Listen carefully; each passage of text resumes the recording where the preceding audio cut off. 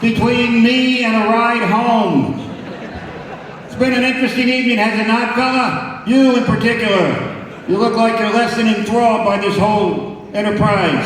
It's your first time back in comedy in a while. Have you been to many comedy shows in the last 2 years? You go to work every day. That's a virtue? We all go to work every day. What kind of work do you do?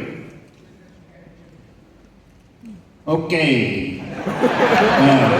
He cares for children, and that pretty much sucks all the comedy out of the room right away. We all think that's fantastic, but holy shit, what am I supposed to do with that? Why couldn't you say, I'm a plumber? That's funny. I first met Jeremy Hardy,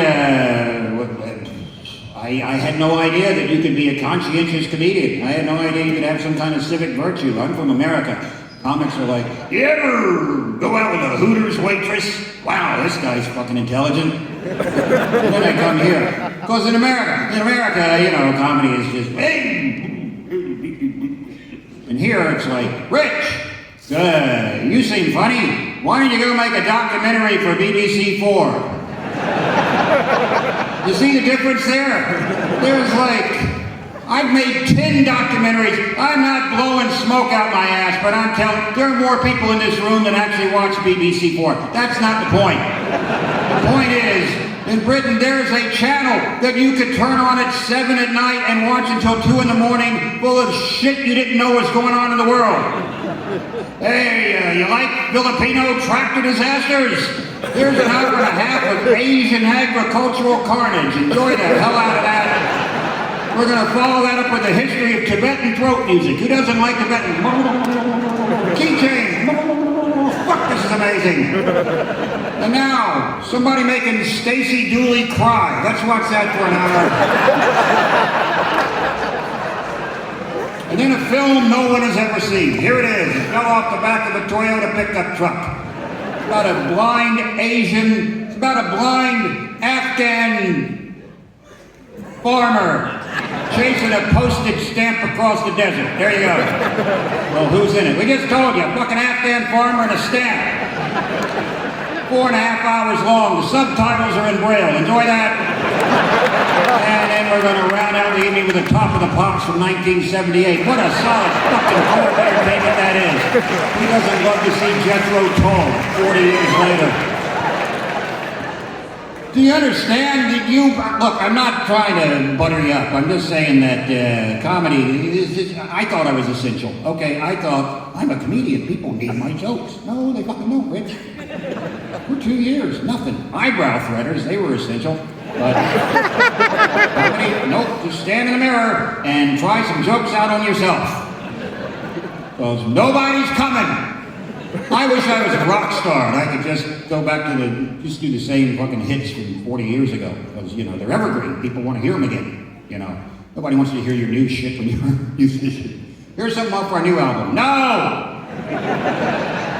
Play that song from 1971. Because the songs changed. A lot of those songs from the 70s are now about dementia. Like if Rod Stewart comes out and sings, "Have I told you lately that I love you?"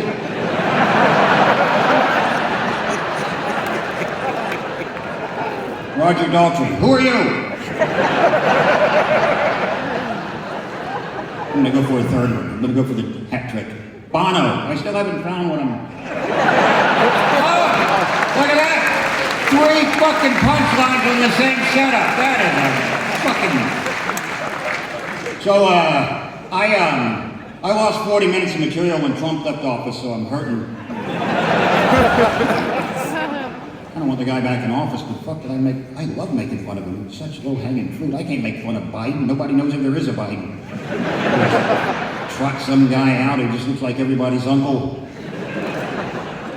You could say anything. You could say something to change the world, or just say what most 78-year-olds would say. I think my nurse is stealing from me.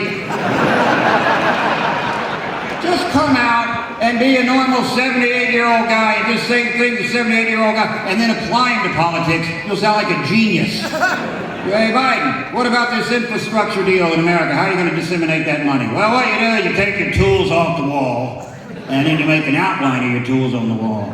And then when you put your tools back, you'll always know where they belong. Wow, this guy's amazing.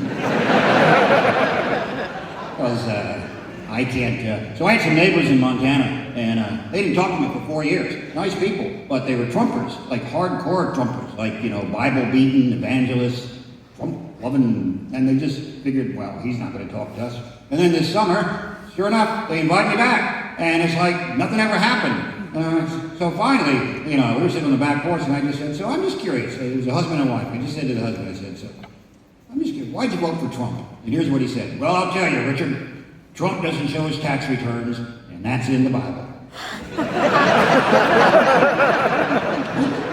read the entire Bible, but I don't recall anything about tax returns. I said, well, what about the nativity story? Richard, Joseph, and Mary traveled to Bethlehem. Why? To pay their taxes. Now, did they pay their taxes? It doesn't say. Therefore, why should Trump show his tax returns? So that's what you got out of that story. You didn't notice some incredible plot twist in that story? The Son of God was born. You just fixated on the taxes? That's right. Fixated on the taxes. He can build that wall, too. Build that wall. Oh, up with your wall. Wife had an even better excuse. Well, I don't want to have to bake gay cakes. What? Well, you remember when Obama was president, he passed a law saying if someone asked me to bake a gay cake, I'd have to. Lady, I don't think that had anything to do with you. First of all, you're a dry cleaner. I know that for a fact. I don't think Obama's gay cake stormtroopers were ever going to knock your door down and force you to strap on a pinafore and bake a 3-tiered chocolate decadent fancy